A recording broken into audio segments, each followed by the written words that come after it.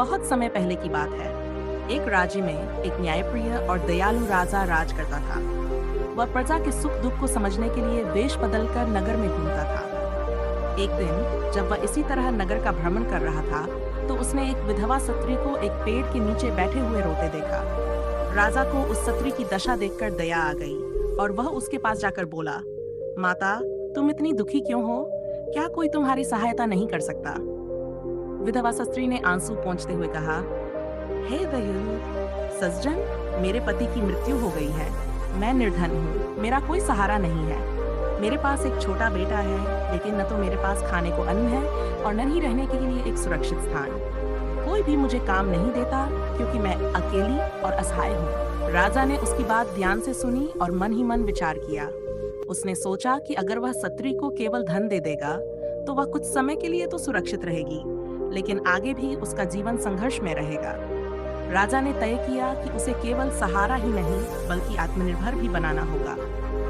राजा ने अपने मंत्री को बुलाया और कहा, इस स्त्री के लिए राजमहल में कोई कार्य ढूंढो। हम इसे केवल दान नहीं देंगे बल्कि इसे अपने पैरों पर खड़ा होने का अवसर देंगे। मंत्री ने विचार करके विधवा को महल के कपड़ा बुनाई और कढ़ाई के कार्य में लगा दिया। वह बहुत परिश्रमी और निपुण स्त्री थी। कुछ ही महीनों में उसने बुनाई और कढ़ाई का पूरा ज्ञान प्राप्त कर लिया। राजा ने देखा कि वह कुशल कारीगर बन गई है, तो उसने उसके लिए एक छोटी सी दुकान खुलवा दी, जहां वह अपने बनाए वस्त्र बेचने लगी। धीरे धीरे उसकी दुकान चल निकली और वह धनवान नहीं, लेकिन आत्मनिर्भर और सम्मानित जीवन जीने लगी। उस विधवा स्त्री का बेटा भी बड़ा हो रहा था। राजा ने उसकी शिक्षा की व्यवस्था भी कर दी थी। वह बालक बहुत ही मेधावी और ईमानदार निकला। जब वह बड़ा हुआ तो उसने राज्य में न्यायाधीश बनने की परीक्षा दी और अपनी बुद्धिमानी और ज्ञान के बल पर वह न्यायालय में एक बड़ा पद प्राप्त कर लिया। जब राजा को इस बात का पता चला तो वह अत्यंत प्रसन्न हुआ। वह एक दिन फिर से वेश बदलकर उसी स्त्री के घर पहुंचा और बोला, माता, क्या अब भी कोई तकलीफ है? विधवा स्त्री ने राजा को पहचाना नहीं, लेकिन उसकी आंखों में संतोष और खुशी थी। उसने कहा, अब मैं पहले जैसी असहाय नहीं रही। महाराज ने मुझ पर दया की और मुझे दान देने के बजाय आत्मनिर्भर बनाया।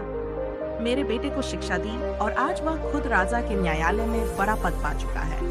यह सब उस महान राजा की कृपा से हुआ है। राजा मुस्कुराया और बोला, माता, मैं ही तुम्हारा राजा हूँ। मैंने तुम्हारी परीक्षा ली थी कि अगर तुम्हें केवल धन दिया जाए तो क्या वह तुम्हें स्थायी सुख दे सकता है, लेकिन नहीं, आत्मनिर्भरता ही सबसे बड़ा धन है। तुमने ये सिद्ध कर दिया।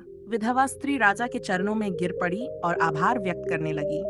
राजा ने उसे उठाया और कहा, आज से ये राज्य तुम्हारे बेटे जैसे न्यायप्रिय और ईमानदार लोगों के सहारे आगे बढ़ेगा।